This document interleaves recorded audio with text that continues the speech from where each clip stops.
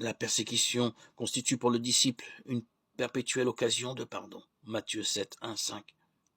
Il y a en effet une manière chrétienne de considérer la persécution et une autre qui ne l'est pas.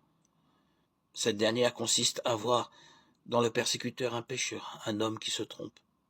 Le bon droit étant du côté du chrétien, qui subit tristement les conséquences des erreurs de l'autre.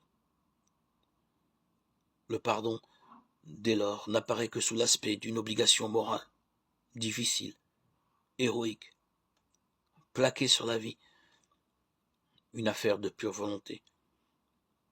L'accomplissement d'une loi, somme toute assez obscure. La vision chrétienne de la persécution est tout autre.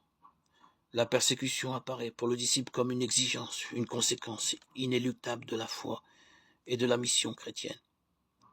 Elle est envisagée avant même qu'un persécuteur ne se présente.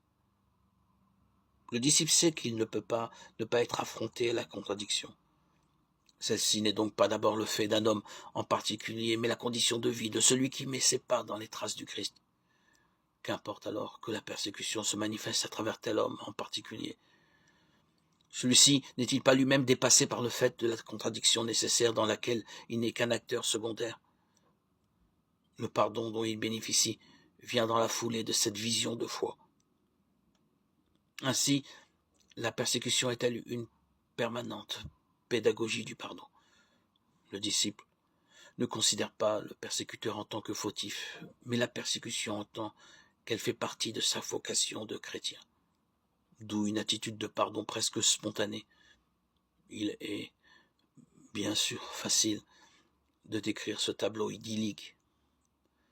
La pratique est autrement difficile. Mais le disciple n'est-il pas celui qui rêve d'une utopie divine, dont il sait qu'elle peut devenir la réalité de demain?